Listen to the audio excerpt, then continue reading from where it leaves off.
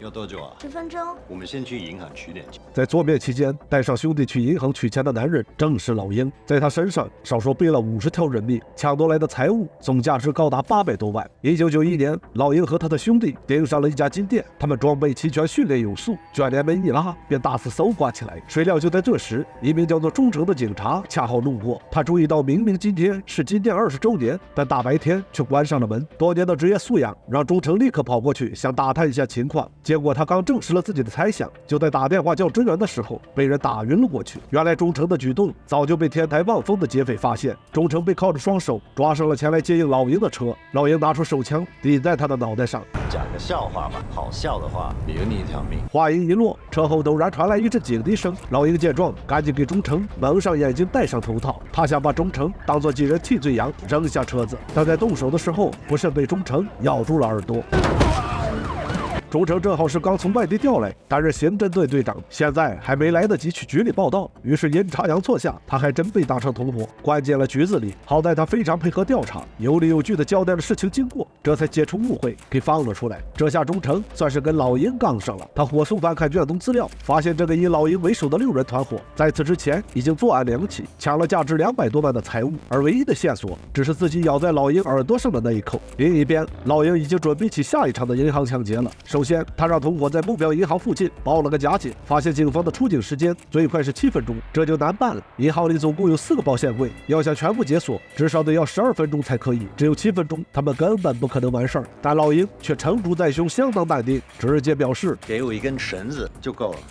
随后，老鹰带着兄弟在一间废弃仓库开始了模拟演练，但谁也没想到，行动当天，他们做的第一件事就是去银行对面的面馆点了6碗面。老鹰问店里的小妹，6碗面要煮多久？小妹说10分钟。老鹰让小妹立刻开煮，自己带着兄弟大摇大摆的去银行取钱了。走进银行大门，老鹰他们火速戴好头套，拿出枪械，杀掉银行保安，来了波以儆效尤。然后几人来到金库，在4个保险柜上分别套上绳索，随着绳子越拧越紧，没过一会儿，保险柜柜门便全部崩开了。完事把钱一装，便回到面馆吃起了面。但忠诚也不是吃素的，看着现场残留的绳索与柜门，他很快就想出了老鹰使用的手法增益。此话一出，一旁的队员蒙圈了。忠诚见状，赶紧要了根鞋带，把它缠在铅笔上，又打上结扯了扯。就这样，只一个晃神，大伙便发现鞋带竟毫不费力的把铅笔绞断了。侦查完银行，忠诚便排查起了银行附近的商铺。不消片刻，他带着手下的兄弟来到了那家面馆。面对忠诚一行的到来，面馆小妹非常惊讶，原来嚣张的老鹰吃完面准备离开的时候，就拿出自己刚抢的钞票，想请忠诚他们吃碗面。几个警察叔叔会过来告诉他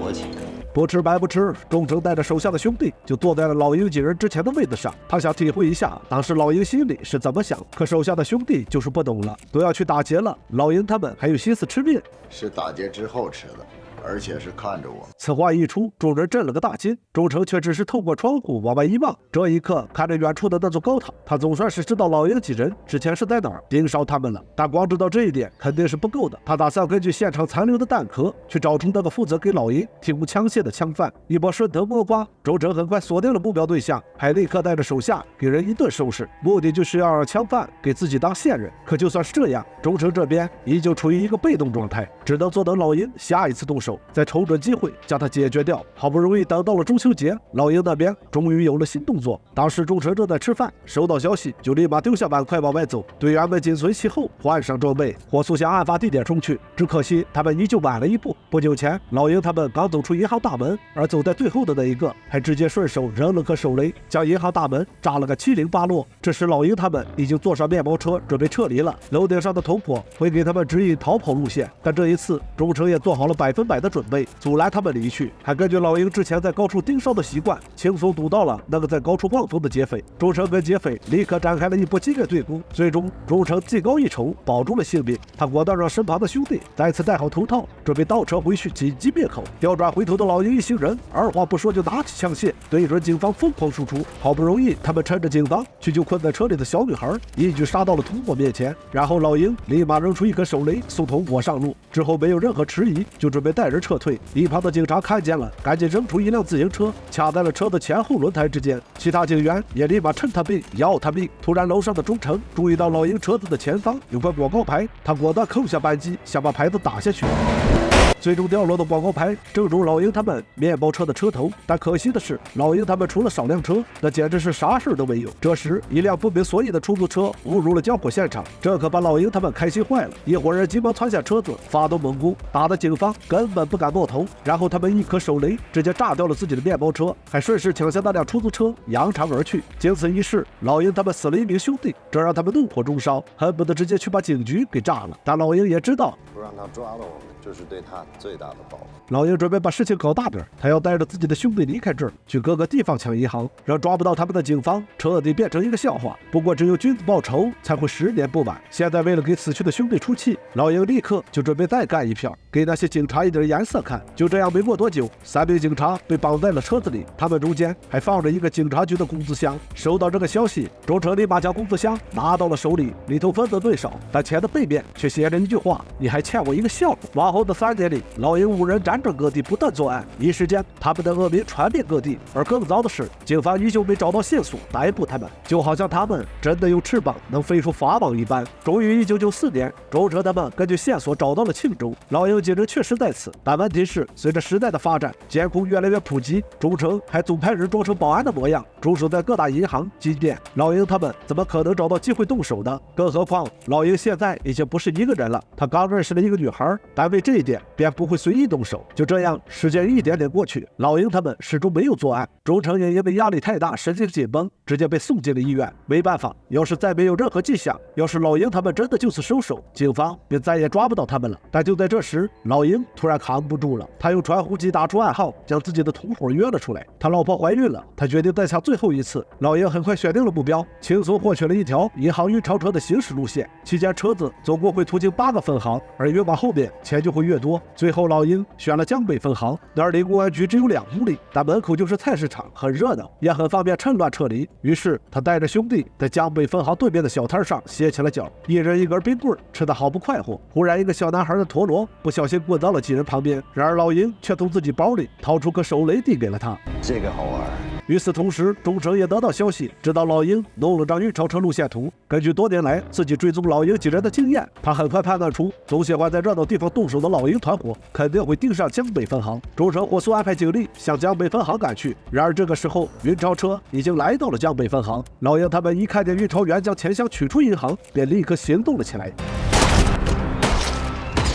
不消片刻，老鹰几人便将运钞员全部做了，抢下钱箱就准备装车离去。但他们还没走出多远，便杀出一辆警车想逼停几人。就算如此，老鹰他们也完全没怂。随后老鹰几人对着警车里面就是一阵狂轰滥炸，又立马倒车想要改道离开。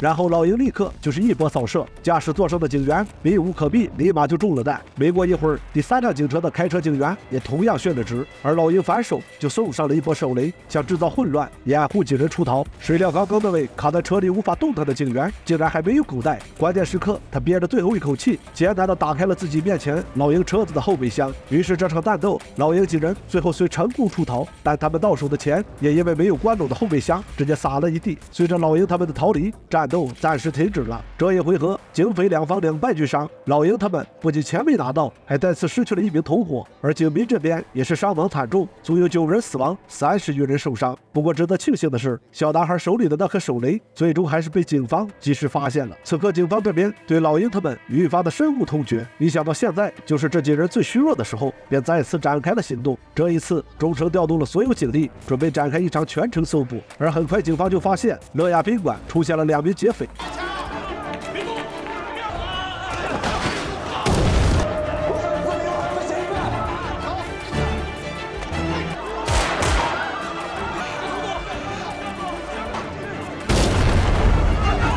之后，老鹰2人假扮警察，成功从现场逃离。警方则从那2个死掉劫匪的传呼机里查到了老鹰的妻子名叫文娟已经怀孕，以此作为突破口，周成很快就查到了文娟和老鹰的家。为了不打草惊蛇，他并没有声张，只默默在楼对面租了房子，监视文娟的一举一动。一段时间后，老鹰出现在了大楼附近，可他却并没有回家，他径直来到对面大楼，利落地绑了2位老人。接着，他一边隔着窗户打量文娟，一边给文娟打了个电话。我们的过去，你就当没发生过。此话一出，文娟伤心的不能自已，她剪掉自己的长发，也剪掉了自己跟老鹰的合照，然后收拾好东西，准备往外走。这个时候，警方截获了一条老鹰发给文娟的数字传呼。钟诚知道这肯定是老鹰和文娟之间的案子，便立刻派人拦住文娟，想问个究竟，但文娟却始终闭口不言。见此情景，钟诚赶紧让手下在文娟家来了个大搜查，不仅成功找到了文娟跟老鹰的结婚证照片，还发现老鹰的真名叫张孙。突然，钟诚一个抬头，发现对面窗户处有2个老人在求救，没有任何犹豫，他立刻就想冲过去救老人。在老人家里，钟诚捡到了老鹰一本书，突然反应过来，老鹰家里的书属实是有点多，于是他赶紧杀回了老鹰家，让手下的兄弟对照起了各种书籍。最终国父不负有心人，他们终于明白，其实老鹰是约了文娟3点在和平戏院见面。就这样，对照着结婚证上的照片，警方很快在和平戏院设下了埋伏。而后2点45的时候，张孙进来了，警方收紧包围圈，将他成功逮捕。收到这个消息，钟诚开心坏了。可等他赶过去跟张孙见了一面，才发现这个张孙不是老鹰，他的耳朵虽然也缺了一块，但不是被咬的，而是被切的。老鹰再次金蝉脱壳了，原来结婚证上是他同伙的照片，而为了给他顶罪，同伙还不惜切掉了一小块耳朵，这让钟诚很是震惊。但更意外的是，因为案子拖得过长，上头就萌生就此结案的念头。钟诚无法接受，为了寻找线索，他再次来到文娟家。没过一会儿，钟诚发现了一个遗落在沙发下的助听器，而与此同时，警方那儿也收到了一个新消息，负责给老鹰提供枪械的枪犯自杀了，因为他的家人误打误撞的死在了他提供给老鹰的枪械下。临死前，枪犯把自己的传呼机上交给了警方。这么一来，老鹰要是再想要枪，便很有可能自投罗网。随后，钟诚在整合资料的时候发现，老鹰近年来在各地抢劫无数，却唯独没有在云峰市做过案，并且他家里有各个地方的地图，却唯独没有云峰的。这让钟诚突然有了个新猜测，或许这是因为老鹰对云峰太熟悉了，云峰就是他的老家。想到这儿，钟诚立刻带队向云峰市赶去。他手下的兄弟觉得希望太过渺茫，毕竟受到这么大的打击，老鹰很可能会金盆洗手，不再给传呼机发消息了。但钟诚却表示，老鹰不可能不作案，就像他不可能不抓老鹰。果然，没过多久，传呼机便响了起来。收到这句话，钟诚立马对很多名字里带水的地方进行了排查，而一阵头脑风暴后，才好不容易想明白，那地方其实指的是澡堂。于是他又调查起了云峰市的38家澡堂，其中正巧有间澡堂的老板需要佩戴助听器。钟诚赶紧上门，拿着捡到的助听器试探起来，这才发现原来这个澡堂老板就是老鹰的妈妈。钟诚立刻叫来了支援，换好衣服，便拿着手铐手枪往澡堂里走去。你还欠我一个笑话。你知道老鹰是怎么从天上掉下来的？话音一落，气氛有些凝固，可老鹰却没有急着动手，反而追问起钟诚被自己抓上车的时候，他究竟是说了句什么话。钟诚说等他把老鹰铐上再告诉他答案，这可给老鹰激怒了。等到旁边有人经过，他便立刻来了个飞扑，跟钟诚扭打在了一起。